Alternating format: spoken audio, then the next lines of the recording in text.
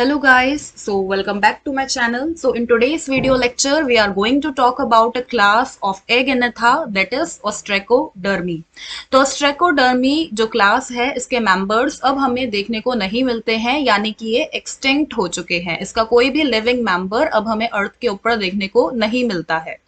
Next अगर हम बात करें what is the meaning of the term Ostracodermi, तो ये जो वर्ड है ऑस्ट्रेकोडर्मी ये दो वर्ड से मिलकर के बना है। ऑस्ट्रेको जिसका मतलब होता है शेल और डर्मी जिसका मतलब होता है स्किन, यानी इनके स्किन के ऊपर एक एक्सोस्केलेटन मिलता है, ओके, जिसे हम शेल कहते हैं। इस वजह से इस क्लास का नाम रखा गया है ostracodermi. Next if we talk about habitat, तो ये फ्रेश वाटर में मिलते हैं बॉटम में, इस वजह से इन्हें बॉटम ड्वेलर भी कहा जाता है। नेक्स्ट अगर हम इनकी अकरेंस की बात करें तो ये कब अकर हुए थे? लगभग 500 million years ago in the late Cambrian period of the Paleozoic era. Then ये एबंडेंट हो गए थे in Silurian and Devonian period. Then ये डेवोनियन पीरियड में रहे for about 200 million years and then ये ग्रेजुअली क्या हो गए? एक्सटिंक्ट हो गए।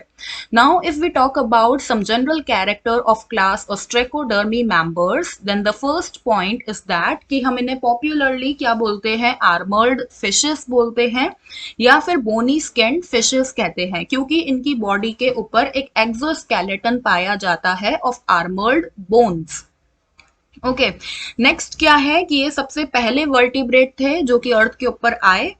थर्ड वन कि ये जॉलेस वर्टिब्रेट थे, यानी इनके अंदर जॉस नहीं होते हैं, बिकॉज एस वी नो कि ये जो क्लास है ऑस्ट्रेकोडर्मी ये कौन से सब फाइलम को बिलोंग करती है? तो ये एगेनेथा सब फाइलम को बिलोंग करती है ऑफ वर्टिब्रेटा, और एगेनेथा के अंदर जॉस नहीं होते हैं। तो ये जो वर्टिब्रेट थे ये कैसे थे? जॉलेस थे, और इसका एग्जाम्पल है जेमोइटियस।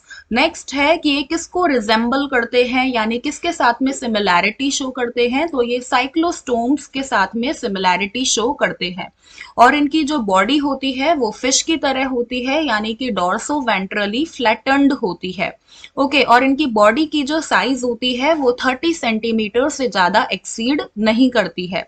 इनके अंदर पेयर्ड फिन्स जैसे पेक्टोरल और पेल्विक फिन्स एब्सेंट होते हैं, बट इनके अंदर मीडियन और कॉर्डल फिन्स पाए जाते हैं, और जो कॉर्डल फिन होता है वो हेटेरो सर्कल टाइप का होता है।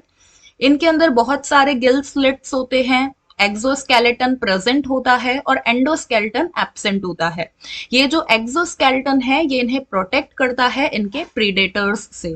अगर हम देखें कि इनके हेड के ऊपर क्या क्या चीजें प्रेजेंट होगी, जैसे कि एक पेयर लेटरल आईज होगी, एक मीडियन पीनियल आई होगी, और एक सिंगल मीडियन नॉस्ट्रल यहाँ पे प्रेजेंट होगी। नेक्स्ट है कि इनका जो इंटरनल ईयर होता है उसमें 2 सेमी सर्क्यूलर कैनाल्स होते हैं, और ये फिल्टर फीडर होते हैं। What is the meaning of filter feeder? यानी कि ये बिल्कुल वैक्यूम क्लीनर की तरह फीड करते हैं।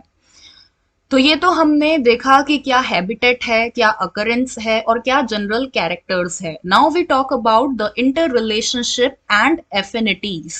तो सबसे पहले लंकेस्टर ने यहाँ पे क्या कहा कि जो पेटारास्पिड्स है they are related to cephalaspids, okay, because both are having large cephalic shield, both are jawless and both are found in the same bed, यानी कि ये सेम तरीके के हैबिटेट में पाए जाते हैं।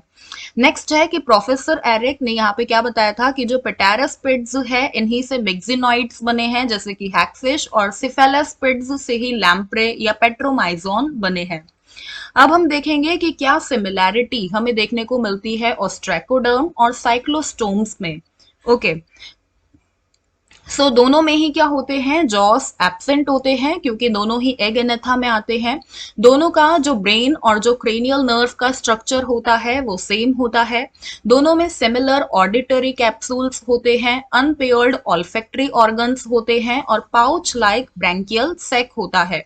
तो इन सिमिलैरिटीज के बेसिस पे हम ये कह सकते हैं कि जो साइक्लोस्टोम है वो किससे ओरिजिनेट हुए हैं? ऑस्ट्रेकोडर्म से ओरिजिनेट हुए हैं। And this is a picture of ostracoderm.